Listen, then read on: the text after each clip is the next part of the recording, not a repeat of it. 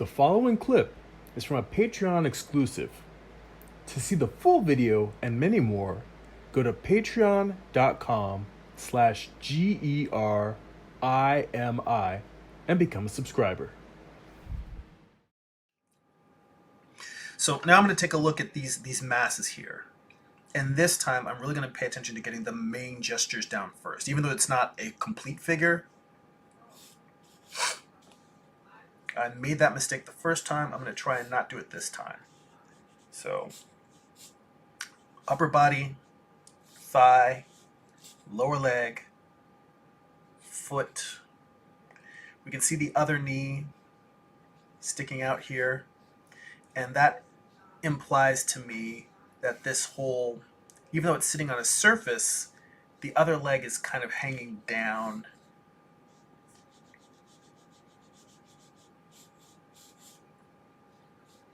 What it implies to me is that this area I can't see through, that if one thigh bone, if the top of the femur is here on this figure, then it's over to the right and down. So he's dropping his hip on the other side. And I can just infer that by the position of this knee. Because even though the knee moves freely, if you look at this distance here where it is, in order for it to be, if they were parallel, the knee would be parallel and be hidden. In order for it to be hanging that far forward, it means that the hip has to be moved that far forward. These are kind of simple, no, not simple. These are actually very difficult things to figure out over time. But this is one of the things that, again, we can't do live figure drawing right now. But spending time drawing, these are things that you start observing, is trying to figure out trying to learn how to figure out what's happening on the side of the figure's body that's hidden from you is a skill that happens over time through observation.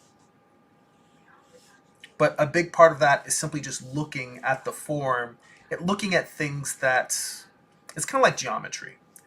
You know, if this point, even though they're not parallel, I'm just saying, you translate this point is the same thing as this point, then what is the relationship between this point and the hidden point that's up here? That's basically the mental math that I'm doing.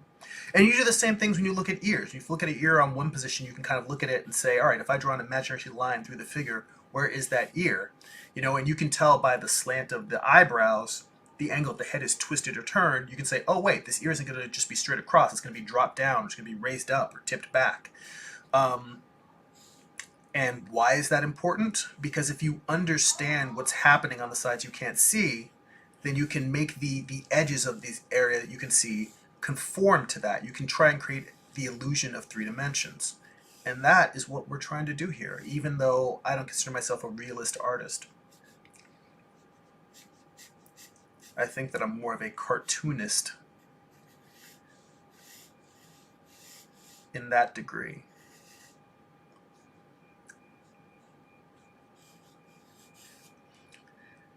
But now that I've, the main thing is I got the thighs. I think I made the torso too wide, because now I'm just looking at this knee, how far it goes, versus where the torso ends. And I realized I made this torso way too wide on this figure. It should be about here.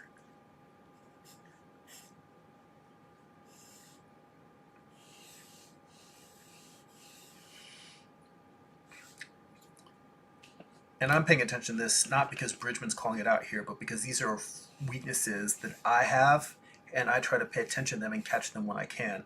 That's another thing about doing studies like this, is that while this section of Bridgman's book is about wedges and then passing and interlocking, I can use these studies as a chance to practice proportion, which is one of my big bugaboos.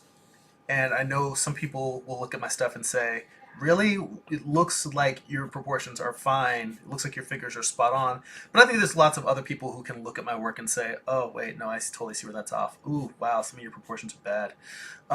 It depends on where you're at in terms of your ability to perceive good proportions versus poor proportions. And And the fact that I am seeing and observing these and trying to catch them and fix them, that's me trying to refine my ability to observe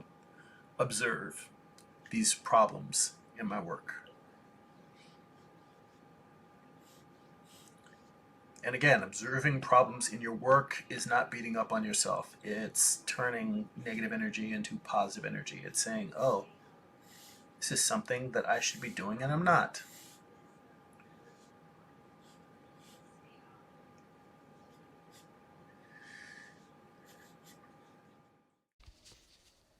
Thanks for watching. If you'd like to see the full video, head on over to patreon.com/Jeremy and become a subscriber.